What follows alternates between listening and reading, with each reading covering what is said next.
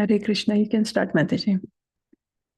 ॐ ज्ञानतिमिरन्धस्य ज्ञानाञ्जनशलाकया चक्षुरुन्मिलितं येन तस्मै श्रीगुरवे नमः. We continue reading Srila Prabhupada Lilamrita. When Abhay occasionally visited his family in Allahabad, he tried to satisfy them with his good intention. Business had not gone so well in Bombay, but he had new plans, and he assured his family that there was no need to worry. He planned to do more preaching in his home.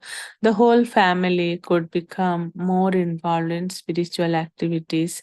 He wanted to invite guests, hold discussions on Bhagavad Gita and Srimad Bhagavatam, perform kirtan, distribute prasadam. He wanted to preach just as his spiritual master and god brothers were preaching. Such a program would not require that a sannyasi or brahmachari come and preside. Abhay could do it himself. This would be an example of the ideal household life.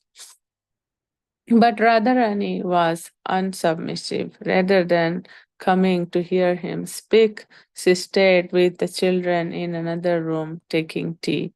In Bombay, Abhay associated with Sridhar Maharaj and Bhakti Saranga Goswami. Both sannyasis were highly literate scholars. Sridhar Maharaj was respected for his erudition in the Shastras, and Bhakti Saranga Goswami for his writing and preaching in English. Sometimes Abhay would discuss his realizations with them. Abhay also studied the scriptures on his own. His spiritual master's commentary on the Gita and Srimad Bhagavatam, as well as commentaries by the previous acharyas.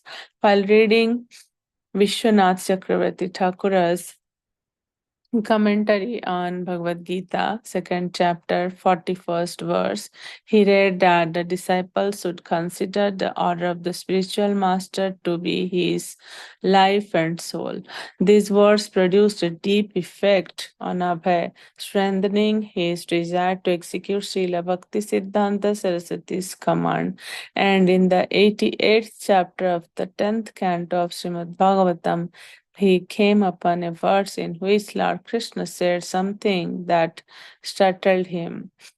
Yashaham anugrahanami harishe tadhanam sanehi tato dhanam tyajante asya sujana dukkha dukkhitam.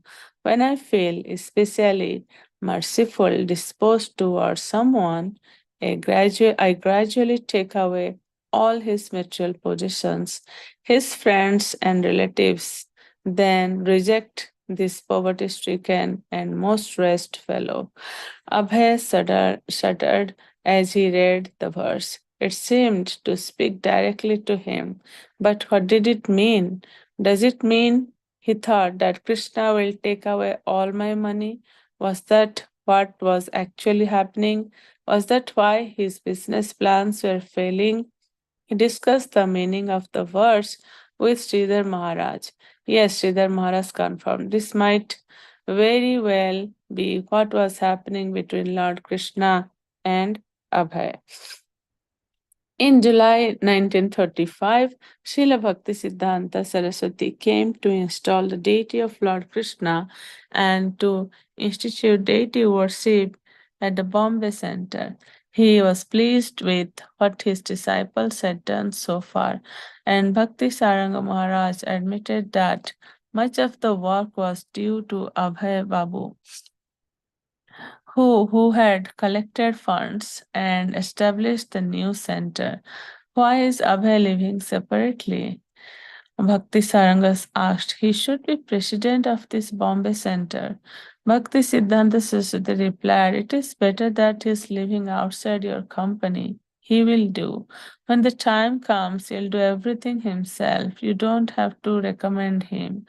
Abhay had not been present when this was spoken, but his god brothers told him what Srila Bhakti Siddhanta had said. These words of his spiritual master, with their mysteriously prophetic air, were important to Abhay. He treasured the words within himself and meditated upon their meaning. In November 1935, he was again with his spiritual master in Vrindavan. It was the Kartika season, the ideal time to visit Vrindavan, and Srila Bhakti Siddhanta was staying for a month with his disciples at peaceful Radhakunda, the sacred lake where Radha and Krishna used to sport. After leaving Bombay in July, Bhakti Siddhanta Saraswati had gone to Calcutta, where he had spoken on radio, delivered many public lectures, welcomed back the preachers he had sent to Europe, and finished publishing his Srimad Bhagavatam translation and commentary. Then in October, he had come to Radhakunda, occupying the small one-story house Bhakti Vinod Thakura had constructed. He had been reading and speaking to the assembled devotees on the Upanishads, Chaitanya Charitamrita and Srimad Bhagavatam. He had also installed deities at Sri Kunja Bihari Mutt. The banks of Radhakunda were overhung with bright green foliage growing from the journaled branches of ancient tamarind, tamal, and neem trees. In the shallows of the water, cranes stood on still like lakes, while river terns skimmed across the lake, sometimes abruptly diving for fish. Sometimes a tortoise would poke its nose up from the water's depth, or a fish would jump. Green parrots, usually in pairs, flew in and out of the green trees, and sparrows chirped and hopped from place to place. Peacocks were also there, mostly in nearby gardens, as were occasional rabbits and even deer. The atmosphere was enriched with the history of Krishna Lila. 5,000 years ago, Radha and Krishna had engaged in transcendental pastimes here, and only 500 years ago, Lord Chaitanya had rediscovered Radhakunda. Lord Chaitanya's great follower, Raghunath Das Goswami, had resided here for many years, constantly chanting Hare Krishna and discussing the activities of Lord Chaitanya Mahaprabhu. And here, in a small bhajan kutir, Krishnadas Kaviraj had written Chaitanya Charitamrita, the narrative of the pastimes of Lord Chaitanya that Bhakti Siddhanta Saraswati relished so much. Many of the inhabitants of Radhakunda were Babajis, living in small bhajan kutiras and spending their time chanting Hare Krishna. Having heard of his spiritual master's stay here, Abhay, bringing his son with him, had traveled from Bombay just to have darshan of his spiritual master. To see Srila Bhakti Siddhanta was always an occasion for jubilation. But no, see him in Vrindavan was an added perfection. But to see him in Vrindavan was an added perfection. This meeting with his beloved guide and friend was different from the time in 1932 when Abhay had seen him on the Vrindavan Parikrama. Now Abhay was no longer sitting anonymously in the back of a room. Now he was a bona fide disciple, recognized as the Kavi who had written the praiseworthy poem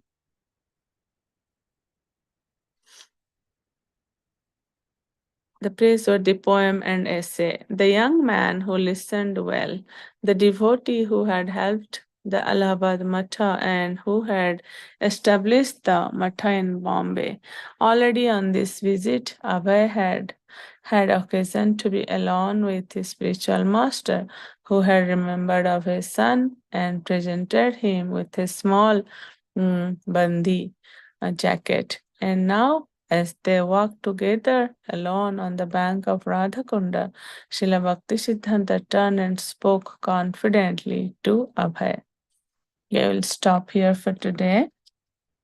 I'll continue reading tomorrow. So today we see mostly how Srila Prabhupada was taking his Guru Maharaj, Srila Bhakti Siddhanta Saraswati, Saraswati Thakur, his words as his life and soul, because he mm, uh, learned from the Shastras that we should take our spiritual master's words as life and soul. And it looks like Srila Prabhupada was taking his Guru Maharaj's words very seriously. And also, how when he came across one verse from Srimad Bhagavatam, that when Krishna is very merciful to someone, he takes away everything from that person. So Srila Prabhupada was trying to, he was thinking it's applicable to his own life, because his business was not going so well. And he was thinking like maybe Krishna is doing it. And when he confirmed from some other disciple, that he also suggested the same thing, that yes, Krishna maybe is merciful. What is going between you and Krishna is like the example from that specific verse of Srimad Bhagavatam. And beautifully it's described how Radha Kunda looks like, that the sporting place of Sri Radha and Sri Krishna in Vrindavan. Beautiful description of how the fish and tortoise in the water, then peacock, birds like parrots, and beautiful trees. Everything is described, where there is a small house of Bhaktivinoda Thakura, where Srila Bhaktisiddhanta Saraswati Goswami used to stay during Kartik month. And how when Srila Prabhupada came to know that his Guru Maharaj is staying there during Kartik, he came to visit him with his son. Now, next reading, we'll see what is the discussion between this spiritual master, what is his instruction.